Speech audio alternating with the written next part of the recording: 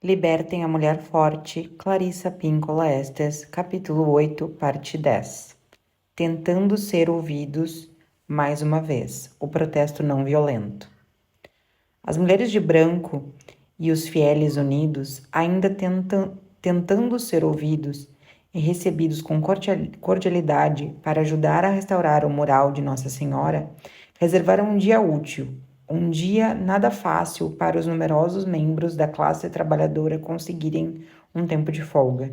Mas eles conseguiram, e assim marcharam juntos até a suntuosa residência do arcebispo local, para ler em voz alta uma carta humilde, na qual pessoas de bom coração trabalharam dias seguidos, tentando escolher exatamente as palavras certas de conciliação, mas também eficazes, pedindo que a parede fosse derrubada e o mural restaurado, em consonância com os ensinamentos mais sagrados da Igreja, referentes à não profanação da arte sacra, não permitindo uma blasfêmia e um sacrilégio para com a presença sagrada que se encontra por trás daquele mural santo. Nosso grupo de La Sociedad de Guadalupe, fundado 20 anos atrás para ajudar na alfabetização e também na alfabetização sobre o sagrado, juntou-se à procissão na qual nós, mulheres e homens de idade, caminhamos pacificamente com nossas comadres e compadres, com os longos chales franjados nas velhas ondulando ao vento, com os rosários de todos balançando e nossas preces sendo proferidas em espanhol e em inglês.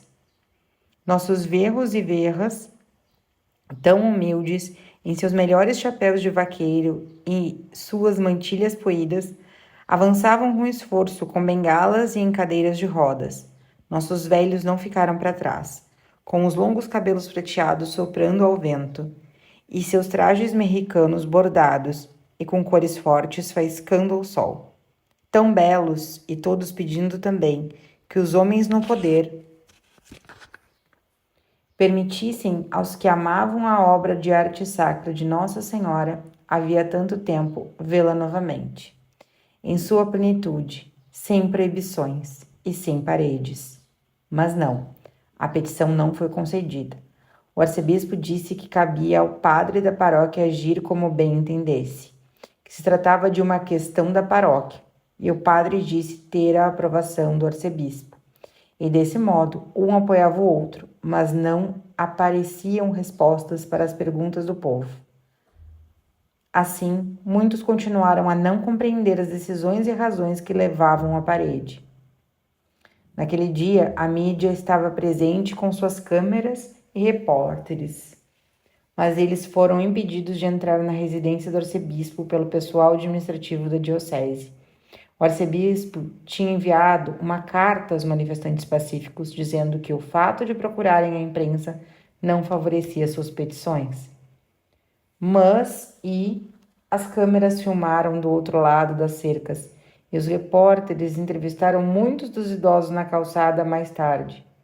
E ainda aqueles que amavam o mural sacro de Nossa Senhora estavam abalados e profundamente intrigados sobre os motivos pelos quais ninguém parecia se importar com o fato de La Senhora estar agora atrás de uma parede construída por homens. Por estranho que pareça, além de aprisionar a Santa Mãe, fosse essa ou não a intenção consciente, a reforma da área do altar também exigiu que de repente fosse adquirido um grande trono de pedra cinza para o padre poder se sentar durante a missa, enquanto anteriormente, por muitas décadas, havia apenas as cadeiras de espaldar reto da sala de jantar da avó de alguém, que eram mantidas limpas e arrumadas com todo carinho, essas em harmonia com a característica artesanal do que os fiéis que tanto amavam a Santa Mãe muitas vezes chamavam de pequena capela sistina da igreja de Nossa Senhora de Guadalupe em North Denver. A reforma também tinha determinado que fosse pregada uma divisória de gesso, do piso ao teto, encobrindo os enormes anjos da guarda de asas brancas de tamanho maior que o natural, pintados à mão, nas duas paredes laterais do altar. Também foi dada a ordem para pregar a parede de gesso por cima dos pequenos querubins que a moralista tinha pintado amorosamente em torno das entradas de calefação, bem no alto de cada lado do nicho do altar. e assim, para encobrir a pintura tão primorosa que parecia quase real, os longos e exuberantes canteiros de rosas vermelhas de Nossa Senhora. Era desconcertante e muita gente parecia usar uma quantidade de palavras começadas com D para descrever a reforma, degradante, destrutiva, desrespeitosas. Dizia-se que tudo isso ocorrera porque alguém tinha se queixado de que o mural de Nossa Senhora era um desvio do verdadeiro sentido do cristianismo, e como que para ressaltar esse ponto, durante um protesto pacífico dos fieles unidos, um paroquiano furioso investiu contra as mulheres de branco, que oravam e somente queriam que a parede fosse derrubada para elas poderem se sentar e rezar, voltando a estar perto de sua conhecida e amada Mãe de Deus. O homem berrou para as mulheres em prece: o único lugar para Maria é de joelhos, ao pé da cruz. Naquele dia, talvez o milagre menor tenha sido o de não ter ocorrido um tumulto em consequência desse insulto.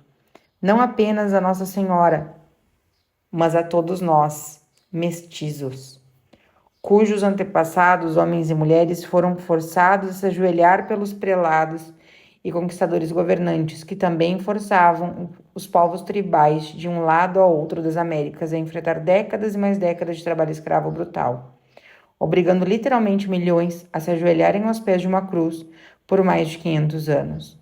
Não uma cruz que pertencesse ao Deus de amor, Ele Cristo Rei, mas uma cruz feita de ganância, avareza, crueldade abjeta e destruição da cultura popular das pessoas para afirmar os valores falsos dos invasores violentos.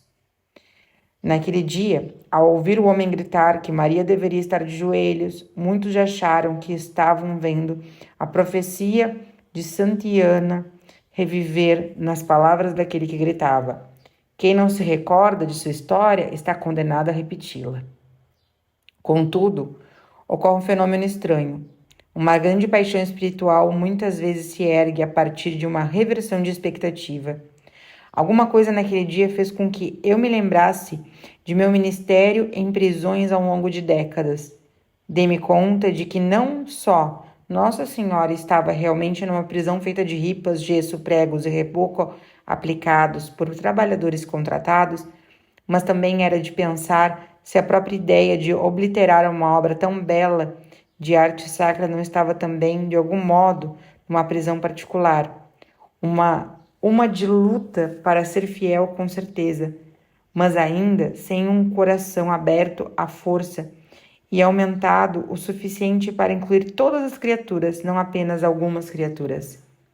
Ângelus Silesius, numa belíssima prece, implora ao Criador que o destrua, que arrebate seu coração, para que ele pudesse levar mais do ser por toda parte, a todos, na direção de todos. Que seja assim também para todos nós. Contudo, como já vimos repetidamente ao longo da história, nenhuma pessoa, nenhum evento consegue destruir por muito tempo os chamados enviados a alma das pessoas pelos santos, pelo Criador e pela Santa Mãe.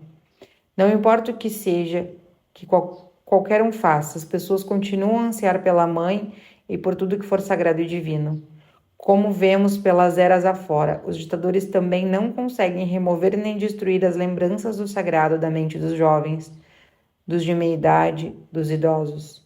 Lembranças que todas elas serão transmitidas para seus filhos e netos, que hão de se lembrar de como seus pais e avós foram tratados ou maltratados ao longo do tempo, no que dizia respeito a todas as questões de humanidade e decência.